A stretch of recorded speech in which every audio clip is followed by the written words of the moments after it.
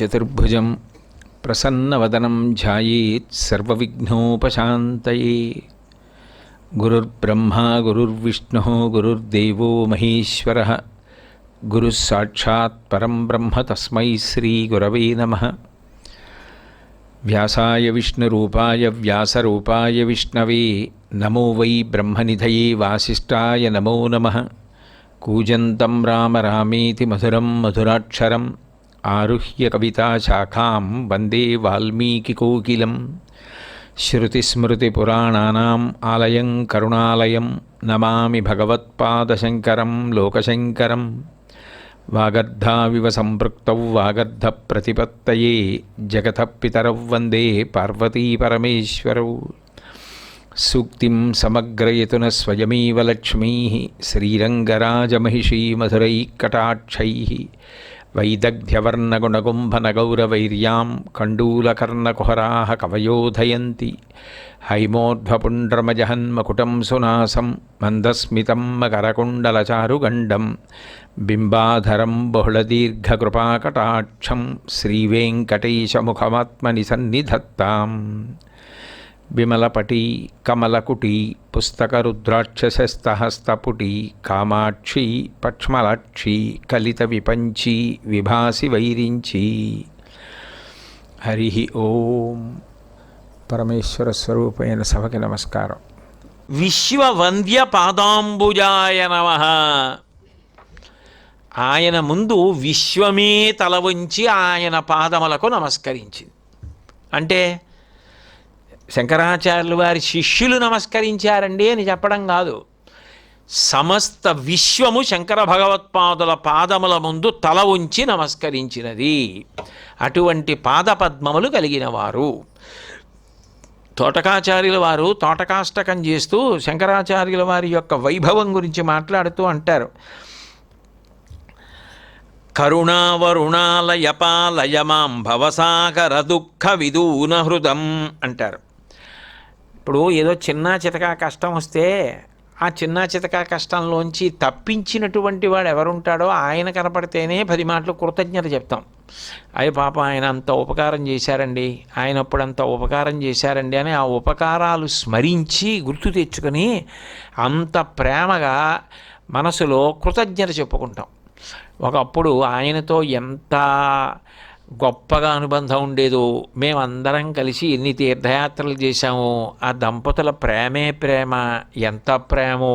ఆఖరికి నేను విమానాశ్రయంలో విమానం దిగి కారు పంపిస్తారా అని అడిగితే కారు పంపించడం కాదు, కారులో విమానం దిగి అలిసిపోతారేమో ప్రయాణం చేసి వచ్చని తినడానికి గింజలు పాలు మజ్జిగ, నేను తాగిన గ్లాసు మళ్ళీ చటుక్కున వాళ్ళు తాగేస్తారేమో అని గౌరవంతో దాని మీద పేరు రాసి ఆ గ్లాసు కూడా వేరుగా పెట్టి అంత గౌరవం అంత ప్రేమ చూపించిన వ్యక్తులు అటువంటి వాళ్ళు వస్తారా మళ్ళీ జీవితంలో అని తలుచుకుని కృతజ్ఞత ప్రకటించకపోతే అసలు ఆ బతుక ఆ ప్రేమ స్మరించద్దు.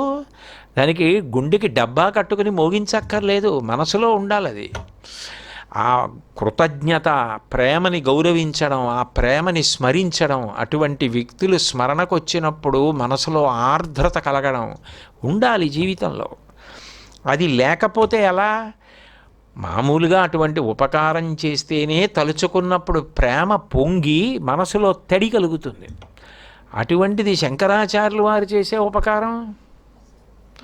ఇక మళ్ళీ నువ్వు ఏ ఉపకారాలు ఏ దుఃఖము పొందవలసినటువంటి అవసరం, ఏ సుఖం పొందవలసిన అవసరం లేకుండా, ఏ వెంపర్లాట లేకుండా సంసార సముద్రాన్ని శాశ్వతంగా దాటించి పునర్జన్మ లేకుండా జ్ఞానం ఇవ్వగలిగిన శంకర భగవత్పాదులు.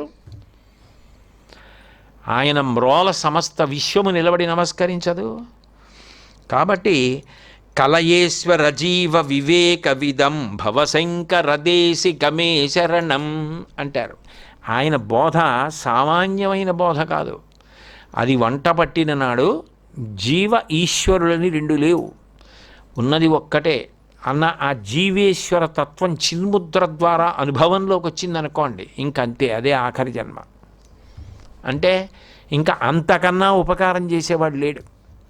అంత అయోమయావస్థ ప్రబలి ఉన్నప్పుడు వచ్చిన అవతారం అంత స్పష్టతతో కూడిన సిద్ధాంతాన్ని అనుభవంలోకి తీసుకొచ్చింది. ఆయనకి మరి నమస్కరించరు. భవయేవ భవాని తిమే నితరాం అంటారు. నువ్వెవరు? సాక్షాత్ భవ అంటే పరమేశ్వరుడు, సాక్షాత్ భవుడవు, సాక్షాత్ పరమేశ్వరుడవు గురువుగా ఈ భూమి మీద అవతరించి యావత్ భూమండలం పాదచారి అయి తిరిగి మమ్మల్ని అందరినీ ఉద్ధరించారు. అటువంటి మీ ముందు విశ్వము తల వంచి నిలబడింది.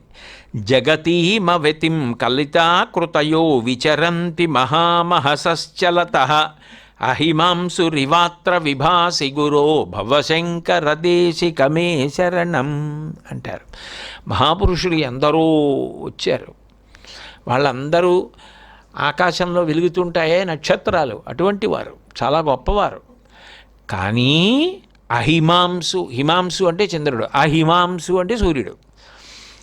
శంకర భగవత్పాదాచార్య స్వామి వారు సూర్య భగవానుడు లాంటి వారు. ఆ కాంతి పడి చంద్రుడు ప్రకాశిస్తూ ఉంటాడు. సూర్యుడు ప్రకాశించిన తర్వాత మిగిలిన ఏ కాంతి అయినా వెలవెలపోవలసిందే. శంకర భగవత్పాదాచార్యుల వారు చేసినటువంటి మహోపకారం ముందు ఇక మిగిలిన వారి యొక్క స్థాయి వెలవెలపోయింది. అందరూ రెండు చేతులు ఎత్తి ఆయనకి నమస్కరించారు. అంతటి మహాపురుషులు సుమా. పండిత మదనమోహన్ మాలవీయ శంకరాచార్యుల వారి గురించి మాట్లాడుతూ ఒక మాట అన్నారు. శంకరుల బోధ మనం మాట్లాడుకున్నప్పుడు ఏమనుకుంటామంటే ఈ లోకంలో ఉన్న వాళ్ళకి అన్వయం అని అనుకుంటూ ఉంటాం. కాదు, 3 లోకాలలో ఉన్న వారికి శంకరాచార్యుల వారి యొక్క ప్రబోధములు అజ్ఞానమును తొలగిస్తాయి. ఏదీ అక్కర్లేదు, ఆయన బోధ జీర్ణం కావక్కర్లేదు. వారి పాదములను ధ్యానం చేయడం అలవాటైతే అజ్ఞానము నశించిపోతుంది అన్నారు. కేవలము శంకరాచార్యుల వారి పాద ధ్యానము చాలు అని. విశ్వమంతా శంకరాచార్యుల వారి ముందు వంగి నమస్కరించడానికి కారణం ధర్మదేవత కూడా శంకరాచార్యుల వారికి నమస్కారం చేసింది. ఎందుకని? ధర్మం నిలబడాలంటే వేద ప్రమాణం నిలబడాలి. అందరూ ధర్మాన్ని ఆచరించాలి అంటే ధర్మం ఎవరు చెప్పింది అయ్యి ఉండాలి. ఎవరికి తోచింది వాళ్ళు చెప్తే ధర్మం అవదు. శృతి, స్మృతి, పురాణము, శిష్టాచారము, అంతరాత్మ ప్రబోధము, ఇందులో అసలైన ప్రమాణం శృతి ప్రమాణం, తర్వాత స్మృతి ప్రమాణం, పురాణం. శృతి స్మృతి పురాణానాం ఆలయం కరుణాలయం నమామి భగవత్పాదశంకరం లోకశంకరం. అసలు ధర్మం అంటే ఏమిటో తెలియనటువంటి అయోమయ స్థితిలో, అసలు భూమి మీద ఎప్పుడూ చూడనంత అయోమయావస్థ ఏర్పడిపోయినటువంటి రోజులలో అవతార స్వీకారం చేసి ఎవ్వరి కుత్తుక కత్తిరించడం కాకుండా వాదన పటిమతో అంతమందిని ఉద్ధరించడం అంటే, అంత సువ్యవస్థితం చేయడం అంటే మార్గాన్ని, అది శంకరాచార్యుల వారికి చెల్లింది. అందుకని ధర్మం నిలబడింది కాబట్టి ధర్మదేవత నమస్కరించింది శంకరాచార్యుల వారికి. వేదము శంకర భగవత్పాదుల అవతారం వచ్చేటప్పటికి వేదమాత ఏ స్థితిలో ఉందో వర్ణించారు. వేట కుక్కలు, అనేక వేట కుక్కలు చుట్టూ చేరి భీతహరిణం భయపడిపోతున్నటువంటి ఒక లేడిని చంపేయడానికి సిద్ధపడి అన్ని వేపుల నుంచి మీద పడడానికి సిద్ధపడి ఉండగా సత్యదండాన్ని పట్టుకుని ఒక వ్యక్తి వచ్చి వీటన్నింటినీ పారద్రోలి ఆ లేటిని కాపాడితే ఎలా ఉంటుందో, వేదమాత మిగిలినటువంటి వాదనల చేత అలా పరివేష్టింపబడి ఉన్న కాలంలో శంకరాచార్యుల వారు సత్యదండం పట్టుకుని వేదాన్ని అలా నిలబెట్టారు. శంకర భగవత్పాదులు లేని నాడు అసలు దీపావళి లేదు, నరక చతుర్దశి లేదు, శ్రీరామ నవమి లేదు, శ్రీకృష్ణాష్టమి లేదు, మహాశివరాత్రి లేదు, ఈ గోశాల లేదు, ఈ ప్రాంగణం లేదు, వేదం లేదు, ధర్మం లేదు. శంకర భగవత్పాదుల అవతారం ఉంది కాబట్టి ఇవన్నీ ఉన్నాయి. కాబట్టి వేదమాత కూడా తను రక్షింపబడి తన ప్రమాణము పునరుద్ధరింపబడింది కాబట్టి వేదమాత నమస్కరించింది శంకరాచార్యుల వారికి. దేవతలు యజ్ఞయాగాది క్రతువులు జరిగితే వేదమంత్రములు అనుసంధానం చేసి హవిస్సులు ఇస్తే ఆ హవిస్సులు దేవతలకు అందుతాయి. అందితే దేవతలు దాన్ని అన్నంగా తింటారు, తిని వర్షాలు కురిపిస్తారు. మఖము చేయ వజ్రిమది సంతసించును వజ్రి సంతసింప వాన కురియు వాన కురిసి గసవు వసుమతిపై పెరగు గసవు మీసి ధేను గణము బ్రతుకు. మంత్రంతో యజ్ఞం చేయాలి. ఏదో అగ్నిహోత్రంలో తీసుకెళ్ళి పారేస్తానంటే దేవతలకు అందదు. స్వాహాకారంతో ఆ మంత్రం పలకాలి స్వరంతో. ఆ చెప్పిన మంత్రము వలన హవ్యవాహనుడై అగ్నిహోత్రుడు దేవతలకి హవిస్సుని పట్టుకెళ్ళి ఇస్తున్నాడు. దానివల్ల వర్షం పడి భూమి సస్యశ్యామలంగా ఉంటుంది. అంటే అట్లా ధర్మచక్రం తిరగాలి, దేవతలకు హవిస్సు అందాలి అంటే యజ్ఞయాగాదులు జరగాలి. యజ్ఞయాగాదులు ఎందుకు అని ప్రశ్నింపబడినటువంటి రోజున వేద ప్రమాణాన్ని నిలబెట్టి మళ్ళీ వైదిక క్రతువులు జరగడానికి మార్గం చేసి దేవతలకు అన్నం పెట్టినవారు శంకరాచార్యులు వారు. అందుకని దేవతలందరూ నమస్కారం చేశారు శంకరాచార్యుల వారికి. మనుష్యులు అయోమయావస్థలో రకరకాల సిద్ధాంతాలు, రకరకాల ప్రబోధాలు, రకరకాల మార్గాలు, ఏది గట్టెక్కిస్తుందో తెలియని స్థితిలో ఇది గట్టెక్కిస్తుందని దిశానిర్దేశం చేసిన దేశికులు శంకర భగవత్పాదులు. యావత్ భారతాన్ని కాదు, తన ప్రబోధం చేత విశ్వమంతటినీ నడిపించినటువంటి మహాపురుషులు. అందుకని మానవాళి అంతా దిశానిర్దేశం చేసినందుకు ఆనాటి నుంచి ఈనాటికి ఏనాటికి శంకరాచార్యుల వారికి నమస్కారం చేస్తూనే ఉంది. పాపభారం తొలగిపోయిందనుకోండి, వద్దన్న పని చేయడం పాపమైతే వేద ప్రమాణం లేనప్పుడు ఎవరిష్టం వచ్చినట్టు వాళ్ళు ప్రవర్తిస్తే పాపభారం పెరిగిపోతుంది. భూమికి ఎన్ని ప్రాణులు భూమి మీద ఉన్నాయి అన్నదాన్ని బట్టి భారం కాదు, ఎన్ని వద్దన్న పనులు చేస్తున్నారన్నదాన్ని బట్టి భారం. పాపభారం ఎక్కువైపోతే భూమాత ఏడుస్తుంది, తల్లి ఏడుస్తుంది, ఆవు రూపాన్ని పొంది శోకిస్తూ విష్ణువుని పిలుస్తుంది. అప్పుడు ఆయన ఏం చేయాలి? అవతార స్వీకారం చేసి పాపం చేస్తున్న వాళ్ళని నిర్మూలించాలి.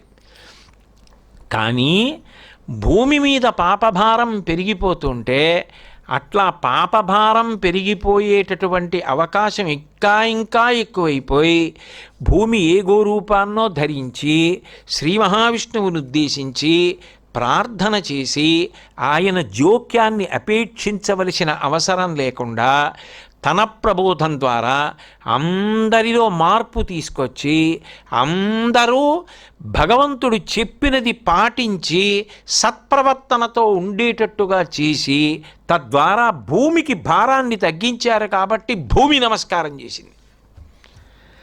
సాక్షాత్తు శివుడు కాబట్టి భూమి నమస్కరించింది.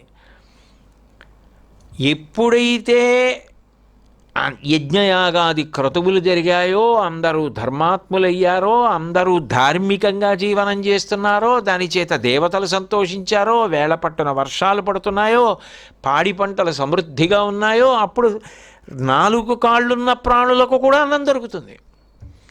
వేళపట్టున వర్షం పడిందనుకోండి, ఎక్కడ చూసినా గడ్డి, ఎక్కడ చూసినా అన్ని ప్రాణులకు ఆహారం లభిస్తుంది. అప్పుడు శం ద్విపదే శం చతుష్పదే సమస్త ప్రాణులకు అన్నం దొరికింది. అందుకని సమస్త ప్రాణులు శంకర భగవత్పాదులకి నమస్కారం చేశాయి. పంచభూతములు పవిత్ర స్పర్శ చేత పునీతమయ్యాయి. ఎందుకని? ఇప్పుడు అపవిత్ర స్పర్శ ఉందనుకోండి, వాటి తేజస్సు కోల్పోతుంది. ఇప్పుడు ఏదైనా అపవిత్రమైనటువంటి వస్తువుని ముట్టుకున్నాం అనుకోండి, ఏం చేస్తాం? దాని వలన అపవిత్రమైంది, దుర్గంధభూయిష్టమైందని చెప్పి దాని లేశము కూడా అంటుకుని ఉండకుండా శుభ్రంగా కడిగేసుకుంటాం. అలా వెడుతుంటే దేనిని కాలుతో తొక్కకూడదో అట్లాంటిదేదో తొక్కాను, అది కాలి వేళ్ల మధ్యలోనూ అరికాలికి కూడా అంటుకుపోయింది. అప్పుడు ఏం చేస్తాను? ఏదో ఓ చెంబుతో నీళ్ళు ఇలా పోసుకుని వెళ్ళిపోను. స్థిమితంగా నిలబడి వేళ్ల మధ్యలో కించిత్తున్నా కూడా పోయేటట్టుగా చేతివేళ్లు పెట్టి కాళ్ళ వేళ్ల మధ్యలో కూడా శుభ్రంగా తుడుచుకొని కడిగేసుకుని అప్పుడు చెయ్యి కూడా కడుక్కుని వెళ్ళిపోతాను. అంటే అపవిత్ర స్పర్శ చేత పవిత్రమైంది కూడా అపవిత్రమవుతుంది. అందరూ పాపజీవనంతో ఉన్న కారణం చేత పంచభూతములు కూడా అపవిత్రమైపోయే స్థితి వచ్చింది. అటువంటి స్థితి వచ్చిందని గుర్తేమిటంటే ఋతుధర్మం పోతుంది. ఋతువులు ఎలా ఉండాలో అలా ఉండవు. అన్నిటికన్నా వసంత ఋతువు ఎలా ఉండాలి? మీరు కావ్యాలు పురాణాలు పరిశీలిస్తే ఎంత గొప్పదిగానో వర్ణింపబడుతుంది వసంత ఋతువు. ఏడాది మొత్తం మీద ఆ వసంత ఋతువుకై ఎదురు చూస్తారు చైత్ర వైశాఖ మాసాల్లో.